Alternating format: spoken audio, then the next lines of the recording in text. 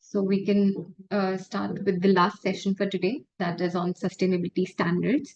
And we have Sombul with us. You already know her. So Sombul, if you want to quickly turn on your camera and Sounds good, Vishaka. Hope I'm visible and audible. Let me know if I'm not, and I can try and set up my screen. you are audible. Great. I'm And just sending a request. Yeah, yes, I'll send. make you the co-host. Yeah. Okay. Yeah, just try this.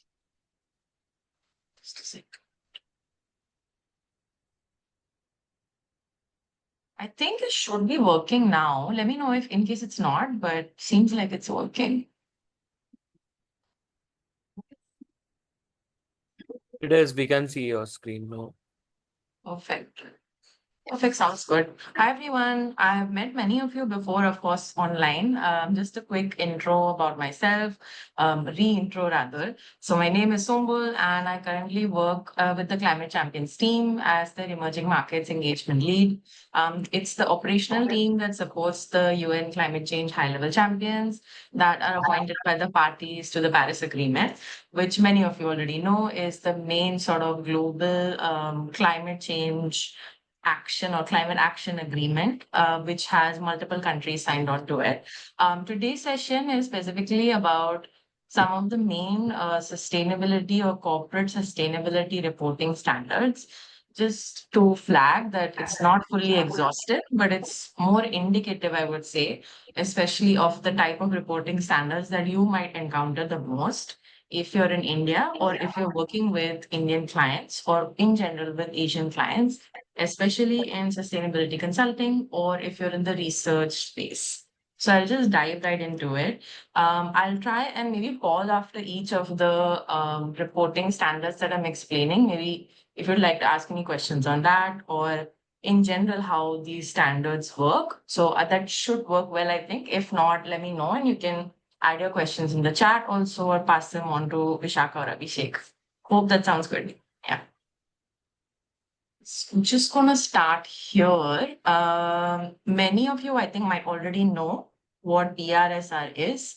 It's very specifically applicable to India. So it stands for Business Responsibility and Sustainability Reporting.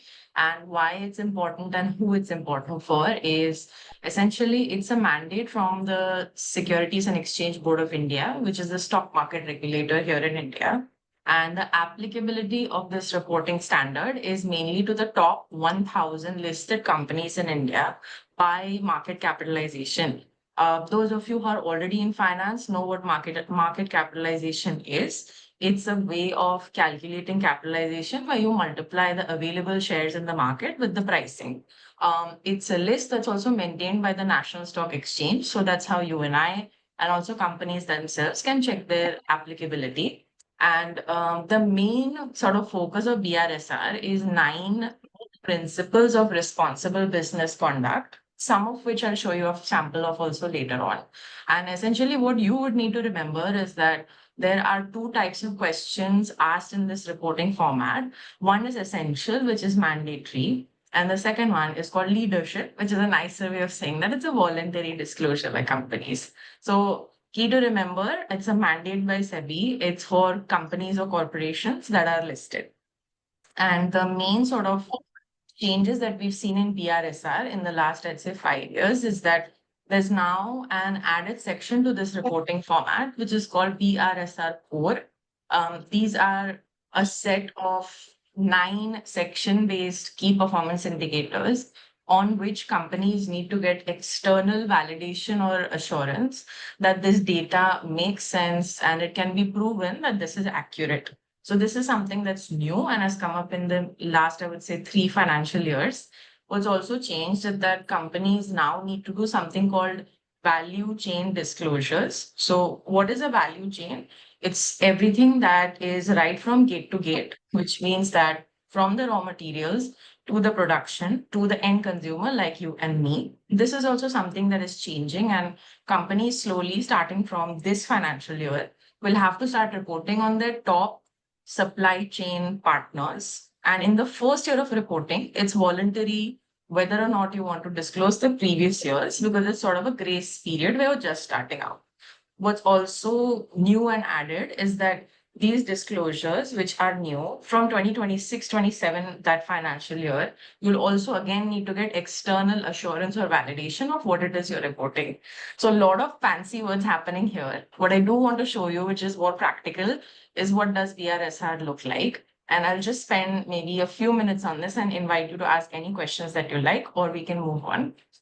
So what BRSR looks like in reality, literally what you're seeing on the screen, it's something called Annex 1, which has 3 sections. Section A, which is very basic information about what the company literally does or sells, where is it physically located, which financial year are you reporting for, and what are, let's say, the entities or the subsidiaries that you're reporting for. In reality, what that means is tomorrow, if you're working at Tata and Sons, this report specifically will have to mention that, hey, I'm including the following 12 subsidiaries, but I'm not including, let's say, Tanishq or Tata Starbucks. So that is what the 13th question is on the leftmost side, which is reporting boundary. You'll see this coming up in almost every disclosure form so far on sustainability reporting. The reason that it comes up is that it gives the authority, the regulator, or whoever the reader is, an idea of the coverage or the percentage of businesses that are actually included in this report. Section A, fairly simple and straightforward. Section B is where it starts getting a bit more creative and where there's more room for a sustainability consultant or an external sort of party to support the company. So section B is where you see each of sort of the 9 main responsible business principles. You have specific sort of high level questions being asked here. Each of those principles, they cover everything right from social indicators like gender, employee well-being, safety at the workplace, to governance indicators like board approval, their board of directors, key management personnel, and environmental indicators like waste management, water management. So what you're seeing on the screen in the center, the screenshot, these are literally the kind of questions that you're asked. So to start with, they would ask you whether or not you actually have policies in place that cover these principles, and explain to me or say yes or no, where can I find this policy online, and what kind of targets has your company taken to actually implement what these principles are asking.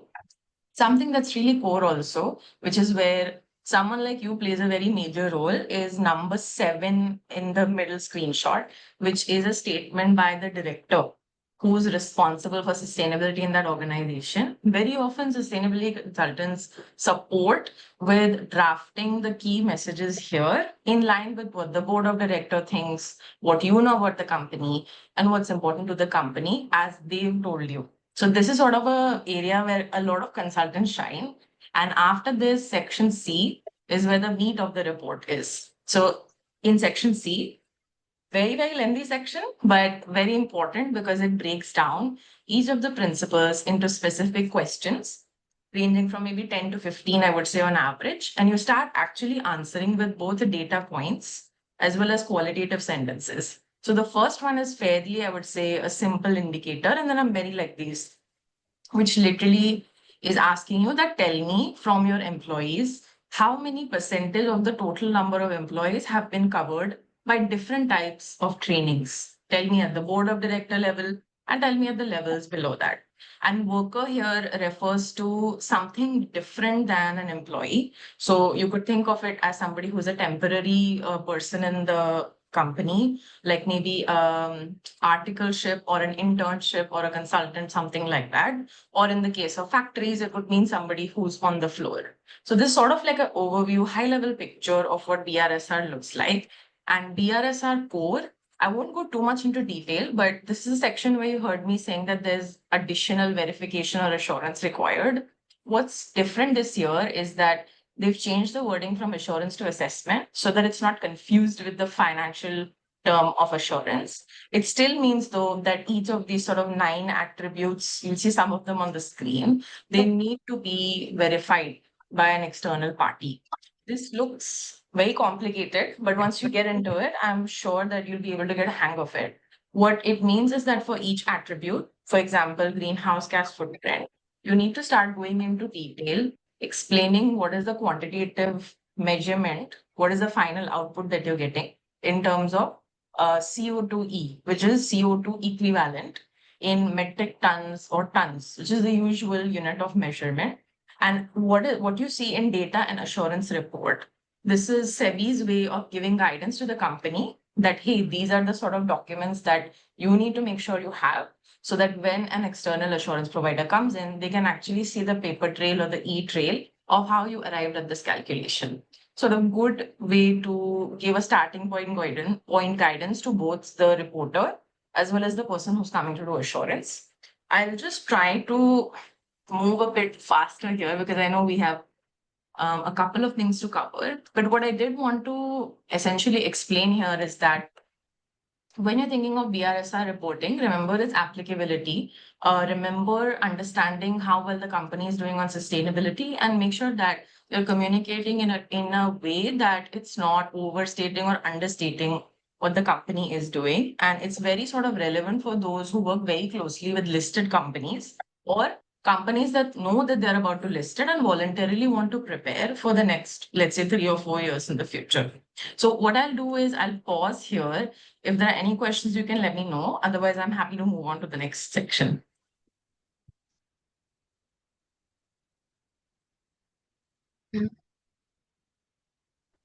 I just want to clarify when you said that there is just a couple of principles in this reporting. Um, so they are not defined KPIs. The company defines it according to them. Oh no, it's so it's predefined. So there are 9 principles in total. Each one of them covers either E, S, or G of ESG, and they are predefined. The indicators are predefined, and for BRSR core as well, they are predefined. The best or the fastest way to look at it is to look up SEBI Annex 1 and SEBI Annex 2, which gives you the exact format and is fairly watertight. The only thing that changes is that you can choose to add a few sentences, but ultimately, when you are reporting to the stock exchange, it's a XBRL Excel file, which means that in many cases, there may actually not be place for you to write what you're writing in a report versus what you're submitting to the stock exchange. So all predefined KPIs are predefined and all available in the publicly available format, Annex 1 and Annex 2. Yeah. Got it. Thank you. Nice. Just a small doubt regarding this. If this is so standardized in terms of you just have to fill it in terms of an Excel sheet, wouldn't it be very difficult for you to measure it for upstream and downstream because your suppliers may not be abiding by the same standards and then you might not be able to put a number on it without giving an explanation to that. So isn't that an issue? Yeah, I think that's definitely one of the most challenging parts of this format of reporting. The way they handled this challenge, I think the way they imagined handling this challenge was what they're rolling out now, which is when they initially started BRSR a few years ago. This wasn't a requirement, but they started issuing public notices or information about the fact that this is coming in, which gave larger companies the chance to start capacity building or informational awareness sessions with their suppliers. And so organizations sort of had an idea that this was coming maybe 2 years in advance. So that plus the one extra year of grace period from SEBI, is what I understand or interpret this as the main solution, that capacity is low, information awareness levels might be low among suppliers, but it's sort of a 2 to 3 year grace period. So that's how they're looking at covering these sort of knowledge gaps and making sure that even small suppliers are able to report. But something that is very important to remember is that in value chain disclosures, it's actually partners that make up 2% or more of the value of your purchases or sales. So which means that for a larger company, this would mean somebody who's significantly already quite big. So in MSME, there might probably be a M, which is a medium-sized enterprise. So these are, I would say, 2 answers. One is the grace period that they've given for larger organizations to prepare, and 2 is the fact that whoever this partner is needs to be making up 2% or more of your purchase, which for a large company, for example, like a Tata or a TCS, like an affiliate that's listed already, that is a very large proportion. So that grace period gives you some time to make up. Yeah. Okay, thank you. Nice.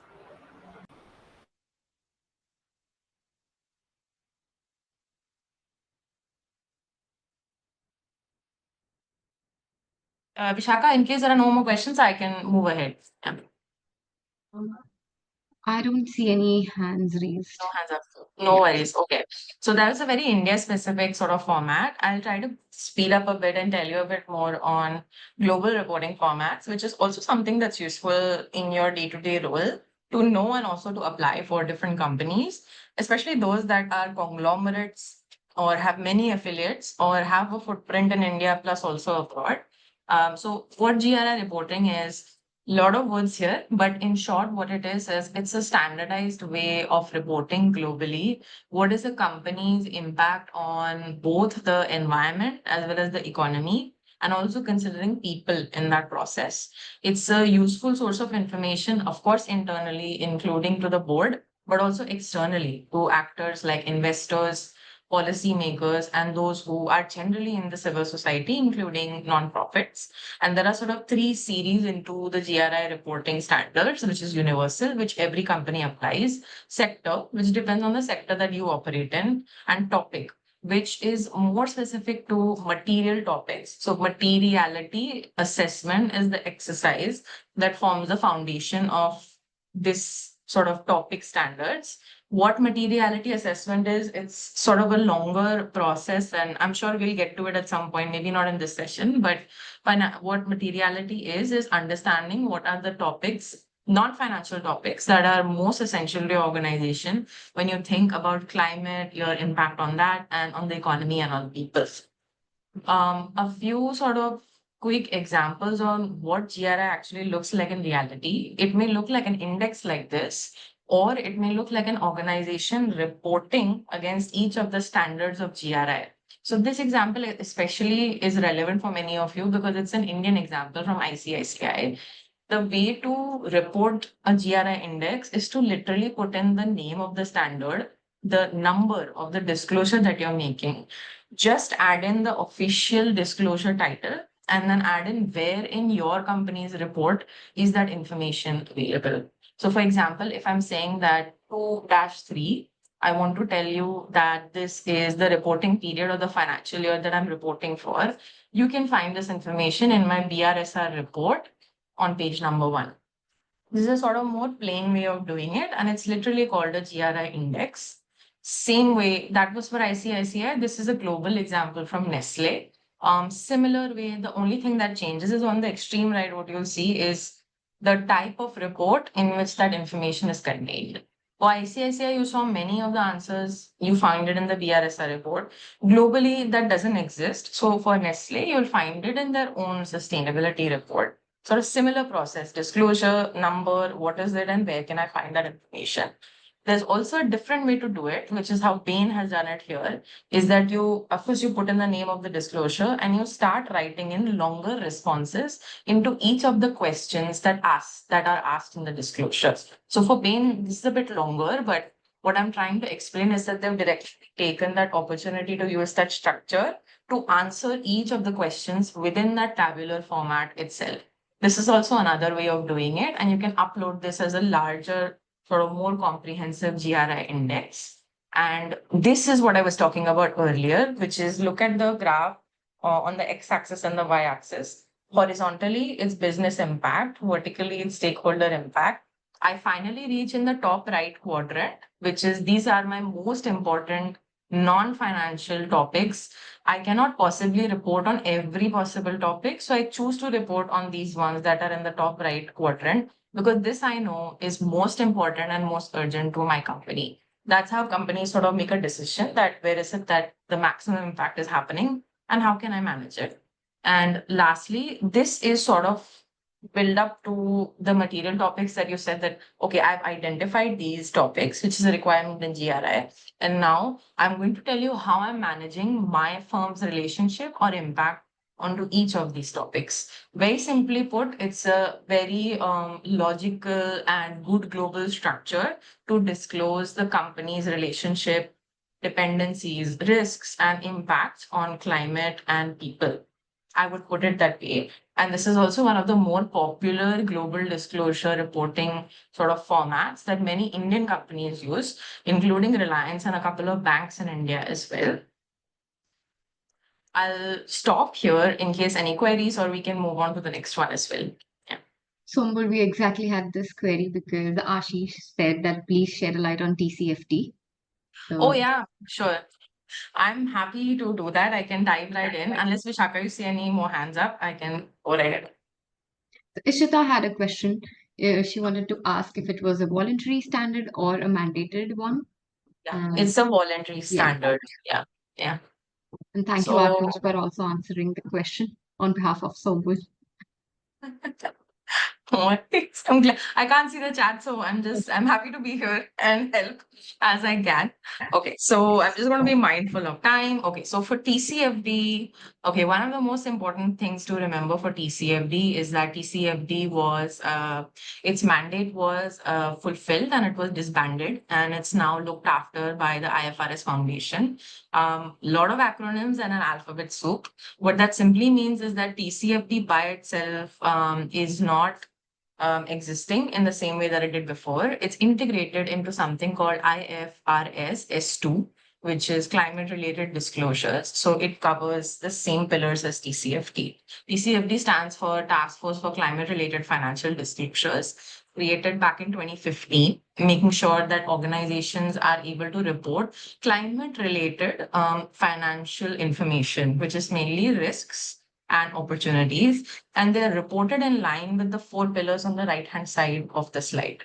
Each of these four pillars, total, it comes up to about 11 recommendations that TCFD back then had made that do tell me how is it that you're governing climate-related risks and opportunities, what's your strategy to manage them, including the financial planning, how is it that you identify and assess these risks, and finally, what are the metrics, targets, or KPIs that you use to assess and to manage these risks and opportunities. Today, what you know as TCFD will look like IFRS S2. You can, of course, look this up as well.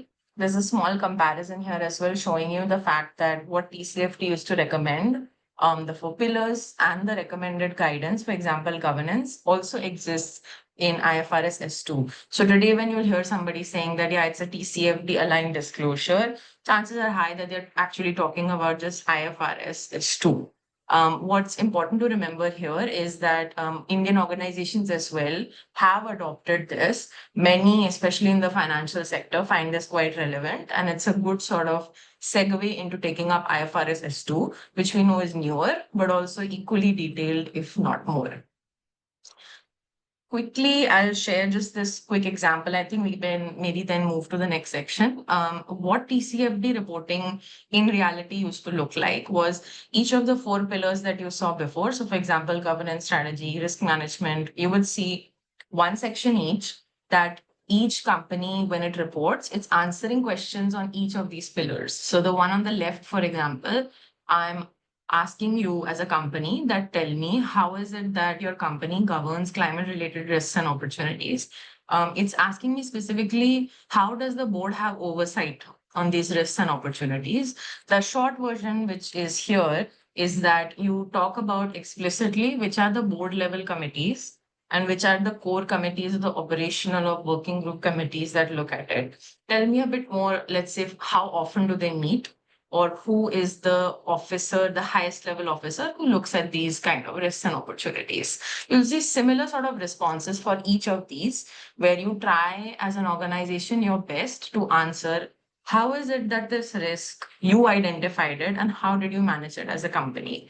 Especially for something, for example, on the right-hand side of the slide, if I'm talking about metrics and targets, very simple, easy to read example you'll see over here in metrics and targets is this B, which is asking the organization, hey, I need you to disclose your emissions, scope 1, scope 2, and if appropriate, scope 3. What it means as simply as that is give me the number or tell me where I can find that information. So the way that framework was set up, really absolutely super helpful for organizations as a starting point, especially to figure out what are the main risks and opportunities and how do I best manage this. And year on year, every company usually kept improving on how they measured and managed their risks. That's sort of the essence of what TCFD looks like. And I'll stop here if you have any questions on this.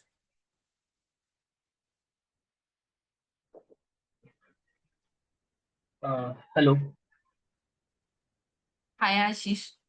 Hello, Sombul. I just want to know that why they have disbanded TCFD and they are going through IFRS, International Financial Reporting Standard, and also about ISSB, International Sustainability Standard Board.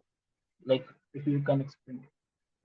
Yeah, sure, absolutely. So the disbanding is something that was already planned. So it's kind of like a phased approach where you set up an organization for a specific period of time and you have a sort of handover plan in place. That's how you manage it. So it was a I would say, sort of planned decision. And when they made the announcement as well, it was something that was um, more focused on, I would say, what people call in this field interoperability, which means that ultimately each of these organizations, what they're trying to do is figure out a way that companies can use multiple reporting standards, but in as minimal ways as possible. Very simply put, what that means was TCFD was set up for a specific period of time.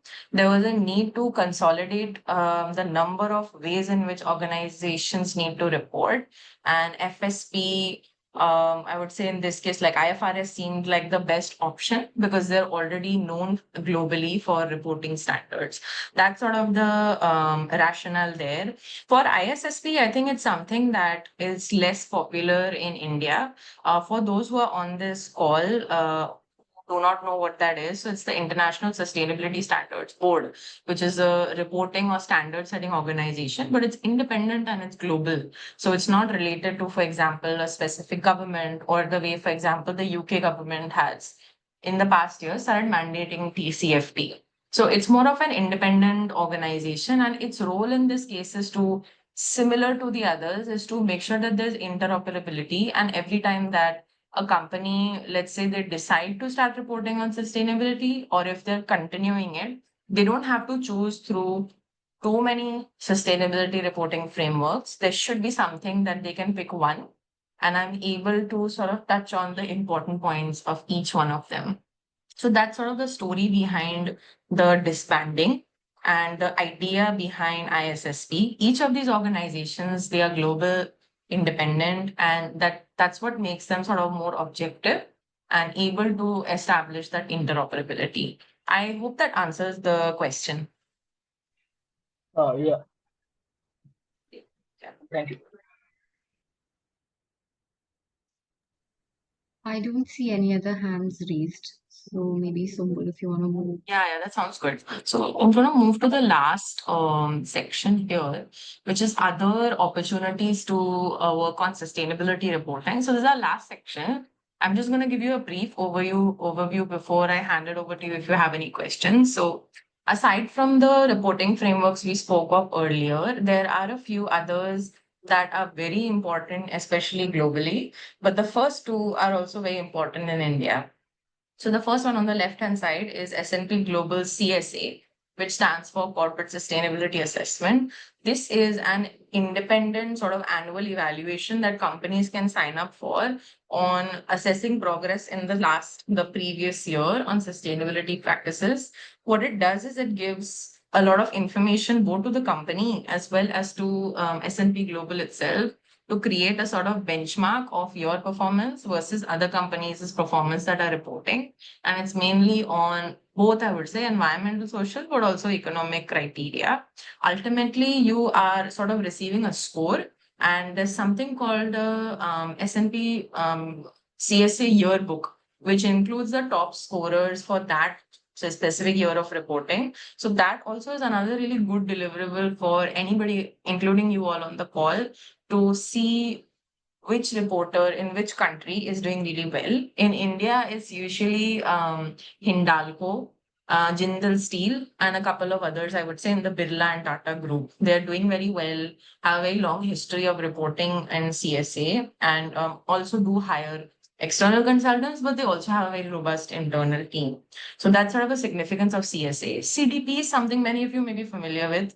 Used to be called Carbon Disclosure Project, now is CDP. They have corporate sustainability questionnaires for both companies and SMEs, but also for cities, states, and regions. And there are multiple themes under which you can report. The most popular one that corporates report under is climate change. When it comes to the other themes like water, forests, plastic, and biodiversity, these themes we've seen are more popular with global companies, larger companies, companies outside of India, because they are slightly more mature or advanced in their understanding of how much they should be reporting or how much they would like to communicate with the public on sustainability.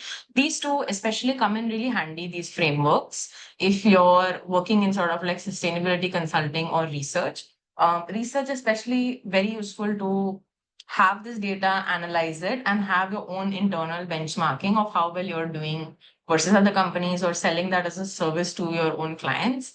The last one that I'll talk on before I pause for today is TNFT, which is Task Force for Nature-Related Financial Disclosures. Fairly new, started in about 2020, 2021. This is less popular in India, but gaining popularity globally. It's focusing mainly on nature-related impacts and dependencies and opportunities. What that means is, how do I, as a company, interact with nature, and how does sort of it go both ways? That how am I impacting the environment, and how is the environment impacting or benefiting me as a creator of goods or services? And what you're trying to do essentially here is report similar to TCFD, 4 pillars that are again similar to TCFD, with 14 recommended disclosures for each of those pillars. So we spoke about strategy and metrics, we spoke about risk management, we spoke about, I think, governance, and another one I'm not able to recall, but these are the same 4 pillars that come in for TNFD as well. In India, there are about 10 or 11 companies that have picked up TNFD, and everybody who's now picked it up is called an early adopter, because this started getting formalized and being adopted by companies just back in 2023. Overall, it's there in about 40, 45 countries. But yeah, from India, about 10 or 11 of them are already signatories, or I would say adopters of this rather, yeah, not signatory. I'll pause here and open it up for questions whichever section you'd like. But thank you so much for hearing me out, and hope this was helpful.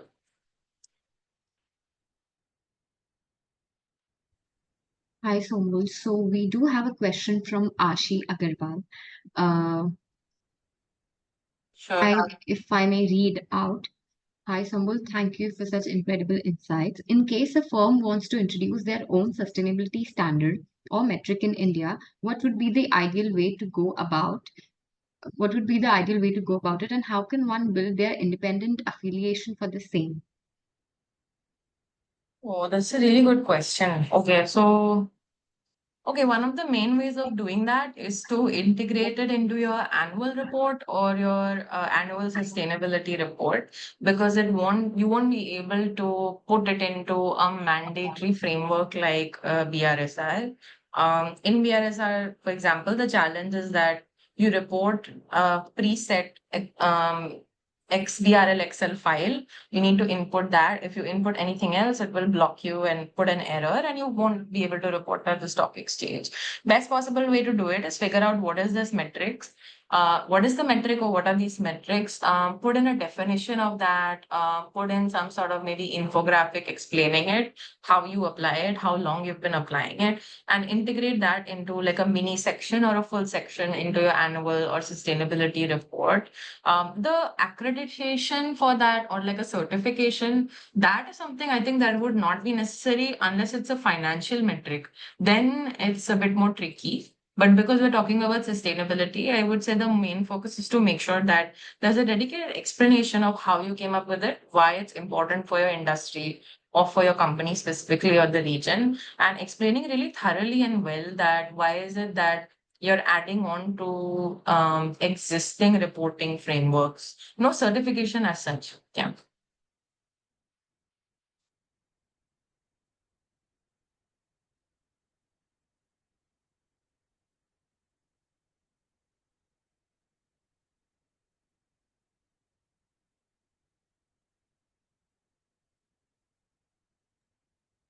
Dhruv, you have raised your hand. Yeah.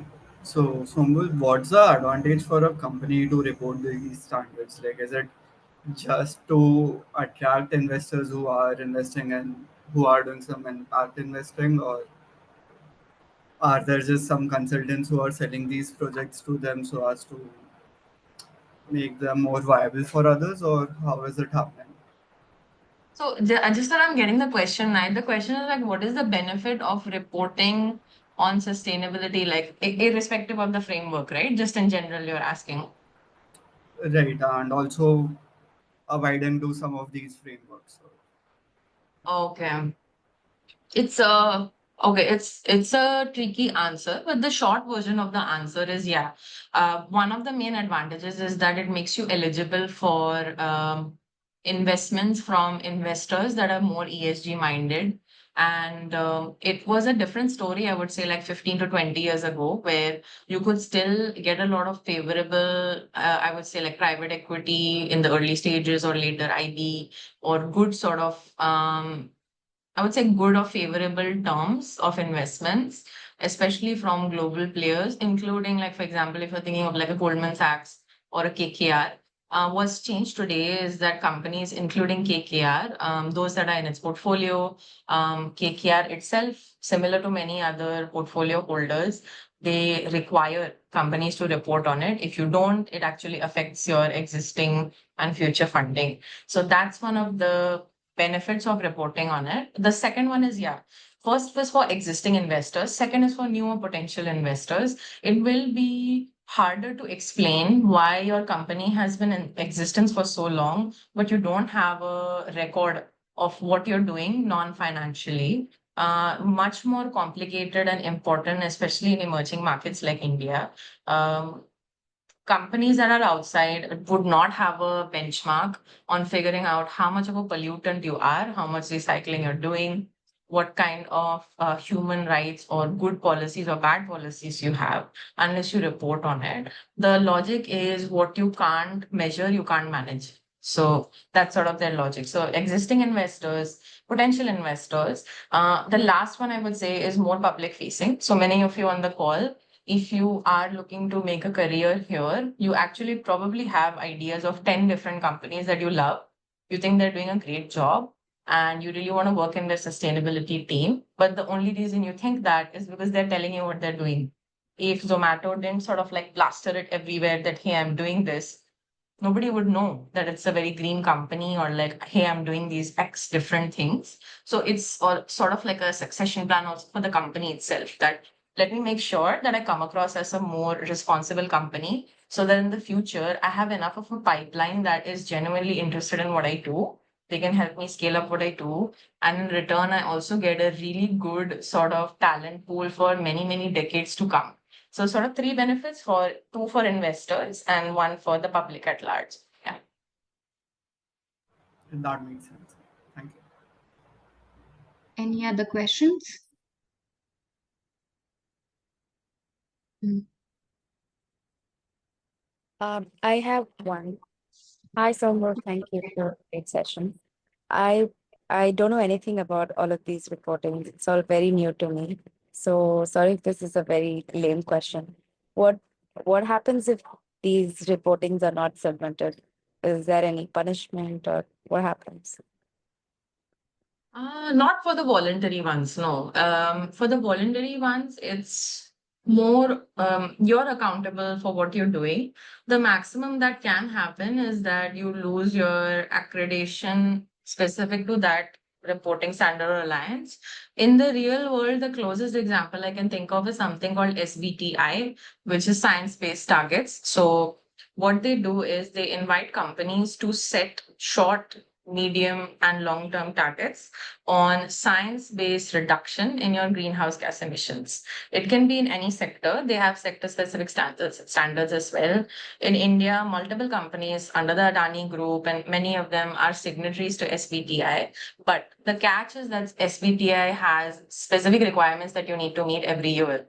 If you don't meet that, you actually get pulled off the list and it's put onto the public database that this company is now no longer into this as of this year. So that's not the best impression you want to make in the public. And that's sort of like inviting extra scrutiny, extra questions, and maybe in the future, possible that you may be asked about it in a press conference or you may be asked about it in an investor meeting, be it any quarter, but it's a bit difficult to manage the optics. No legal penalty. It's an impression management issue, I would say, especially with the public.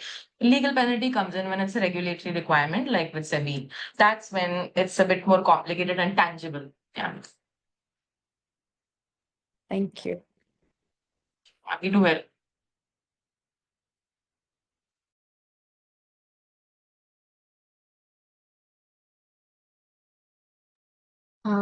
And any other questions? I do not see any hands raised as of now.